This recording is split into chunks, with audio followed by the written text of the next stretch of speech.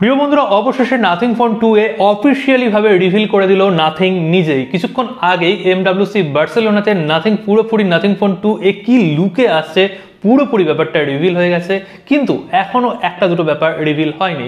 যেমন ফোনের ব্যাক সেকশনে আমরা এখানে কি গ্লাস পাচ্ছি, আর সাইডের যে ফ্রেমটা রয়েছে সাইডের ফ্রেমটা কি দিচ্ছে এটাও কিন্তু নাথিং পুরোপুরি ইনডাইরেক্ট ভাবে বলেই দিল। আর আজকের এই ভিডিওতে বিস্তারিত এই নাথিং ফোন 2 একে নিয়ে আলোচনা করব, কি কি আমরা 100% পাচ্ছি আর ইন্ডিয়াতে এবং বাংলাদেশে এই ফোনের দাম কেমন হতে পারে। অবশ্যই ভিডিওটা এটা লাইক করে দিন, শেষ পর্যন্ত উপভোগ করুন। হ্যাঁ, উপভোগ করার কথা বলেছি, আর কোথাও গিয়ে যদি ভালো লাগে তাহলে অবশ্যই সাবস্ক্রাইবটা করে যাবেন। তো বন্ধুরা দেখুন, নাথিং ফোন 1, নাথিং ফোন 2 এই দুটো ফোনই কিন্তু নাথিং এখন অবধি লঞ্চ করেছে।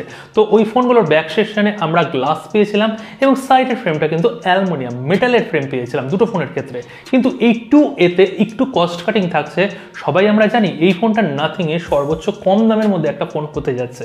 তো এখানে আমরা ব্যাক সেকশনে কিন্তু গ্লাস পেতেও পারি, নাও পেতে পারি। এখানে নাথিং পুরোপুরিভাবে ক্লিয়ার করেনি যে ব্যাক সেকশনে আমরা গ্লাস পাচ্ছি কি পাচ্ছি না, কিন্তু গ্লোসি টাইপের অবশ্যই থাকছে। আর এখানে নাথিং বলছে কোনো স্ক্র্যাচ ফ্র্যাচ কিছু হবে না, হয়তো এখানে ভালো টাইপের পলিকার্বনেটও ব্যবহার করতে পারে, কিন্তু আবার গ্লাসও ব্যবহার করতে পারে। নাথিং এখনো পুরোপুরিভাবে ক্লিয়ার করেনি।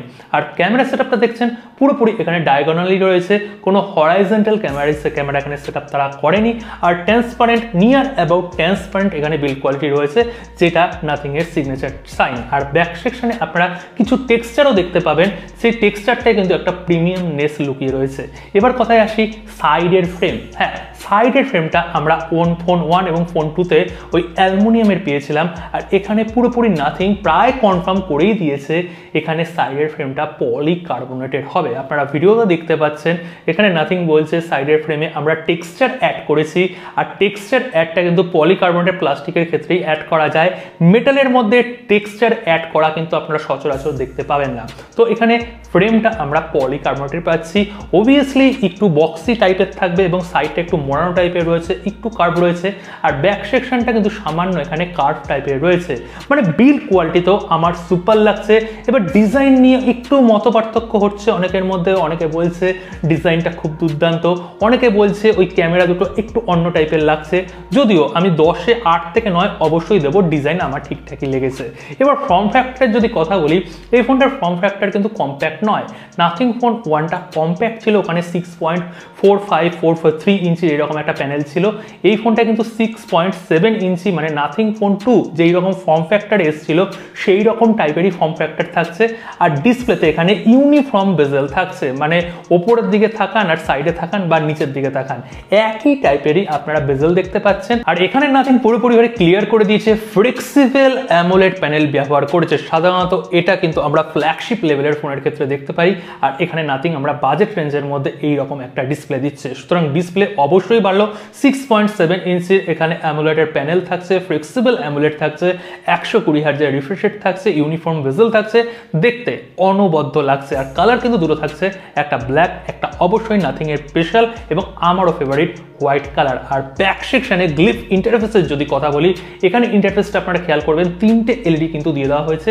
আর 3টে এলইডির মধ্যে ওই সাউন্ডটাকে আপনারা সিঙ্ক করতে পারবেন। 3টে এলইডি ইন্ডিভিজুয়ালি ভাবে এখানে ব্লিঙ্ক করবে, মানে মিনিমাল ডিজাইন, বেশি এলইডি দিয়ে এখানে মানে হচপচ করে দেয়নি। এখানে 3টেই এলইডি দিয়েছে এবং 3টে এলইডিতে ঠিকঠাক একটা সিমেট্রিক্যাল একটা খুব সুন্দর একটা কিন্তু আমরা লুকটা পেয়ে যাচ্ছি। আর ক্যামেরা সেটআপে যদি কথা বলি, ব্যাক সেকশনে দুটো ক্যামেরা, 50 মেগাপিক্সেলের মেন ক্যামেরা এবং 50 মেগাপিক্সেলের মেন ক্যামেরার মধ্যে এখানে কিন্তু স্যামসাং এর GN9 এই সেন্সরটা তারা ইনক্লুড করেছে। এছাড়াও যেটা আল্ট্রাওয়াইড ক্যামেরা ওটাও 50 মেগাপিক্সেল, ওখানে JN1, এই JN1 কিন্তু তারা নাথিং ফোন 1 এর ক্ষেত্রেও ব্যবহার করেছিল। সুতরাং এই দুটো সেন্সর যথেষ্ট পাওয়ারফুল সেন্সর এবং দুটোই হচ্ছে স্যামসাং এর সেন্সর। আর ফ্রন্টে আমরা 32 মেগাপিক্সেলের সেলফি ক্যামেরা পাচ্ছি এবং সেখানে কিন্তু সনির সেন্সর তারা ব্যবহার করেছে IMX615 এর এই সেন্সর। ব্যাক সেকশনে আপনারা 4K ভিডিও রেকর্ডিং করতে পারবেন, অবশ্যই 30 FPS এ পাবেন, এবং ফ্রন্ট সেকশনে আপনারা ফুল এইচডিতেই ওখানে ভিডিও রেকর্ডিং করতে পারছেন। ব্যাটারি সেকশনে 5000 mAh এর ব্যাটারি, ইনবক্স কোনো চার্জার নেই, 45 ওয়াট ম্যাক্সিমাম এখানে আউটপুট থাকবে। নাথিং ওটাই সাধারণত দেয়। Type C port, dual stereo স্পিকারের সাপোর্ট থাকবে, কোনো মেমোরি কার্ড লাগানো যাবে না। আপনারা জানেন নাথিংয়ের কোনো ফোনেই অ্যাকচুয়ালি মেমোরি কার্ড লাগানো যায় না।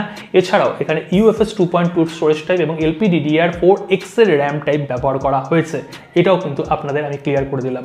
Without 3.5mm audio Jack, Wi-Fi 5 এবং ব্লুটুথ 5.2 ভার্সন এখানে দেওয়া হয়েছে। সফটওয়্যার সেকশনে যদি কথা বলি, সফটওয়্যারে কিন্তু নাথিং এর যথেষ্ট সুনাম রয়েছে। যেমন গুগল পিক্সেলের UI তে কোনো ব্লুটুথ থাকে না, স্মুথ এক্সপিরিয়েন্স পাই অ্যান্ড্রয়েডের ক্ষেত্রে, এবং অ্যান্ড্রয়েডের ক্ষেত্রে এই নাথিং কোম্পানিটাও কিন্তু পিক্সেলের প্রায় ছুঁই কাজ করে। দুর্দান্ত স্মুথ একটা ব্লুটুথ ফ্রি UI কিন্তু নাথিং দেয়। আর এখানে আমরা অ্যান্ড্রয়েড 14 এর সাথে নাথিং UI 2.5 ভার্সন পাচ্ছি।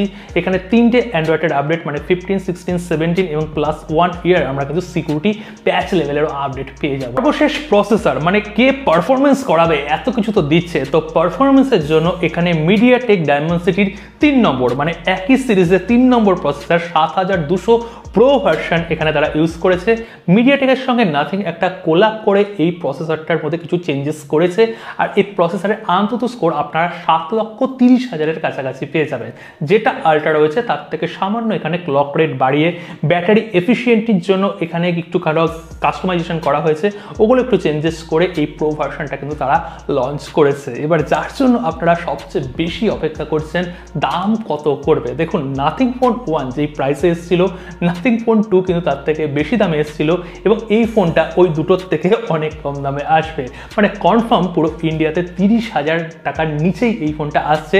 এবং যেটা শোনা যাচ্ছে এবং মার্কেটে এই প্রসেসরটা এবং এই যে স্পেসিফিকেশন দিচ্ছে, স্পেসিফিকেশনটা যা ভ্যালু রয়েছে, ধরা হচ্ছে 25,000 টাকার কমে এই ফোনটা দেখা যাবে। কিন্তু আমার পার্সোনালি মনে হচ্ছে না 25,000 টাকার কমে এই ফোনটা তারা লঞ্চ করবে। তারা একটু বেশি দামে লঞ্চ করে এবং পরের দিকে দামটা তারা কমিয়ে আনে, বিভিন্ন অফারের সাথে কমিয়ে দেয়। তো ধরা হচ্ছে এই ফোনটা 28-29,000 টাকা তারা লঞ্চ করবে, এবং খুব যদি খারাপ হয় তাহলে 30,000 টাকা তো লঞ্চ করতে পারে। কিন্তু অফার দিয়ে এই ফোনটা হয়তো 25 থেকে 26,000 বা ম্যাক্সিমাম 27,000 টাকা এই প্রাইস সেগমেন্টের মধ্যে তারা নিয়ে আসবে। এবং পরে ওই 6 মাস পরে বা বিগ বিলিয়ন ডে সেল যখন হবে তখন ওই ফোনটার দামে আরও আমরা ছাড় পেয়ে যাবো 2 থেকে 3,000 টাকা। তো এইরকম ব্যাপার কিন্তু নাথিং ফোন 2 আমার যথেষ্ট ভালো লেগেছে। এই ফোনটা যদি 25-26,000 টাকায় লঞ্চ হয় তাহলে একটা কিলার প্রাইসের মধ্যে আমরা ভালো স্পেসিফিকেশন পাবো, যেখানে হার্ডওয়্যার ভালো থাকছে, সফটওয়্যার ভালো থাকবে, এবং ডিজাইনের প্রতিও নাথিং যথেষ্ট কাজ করেছে।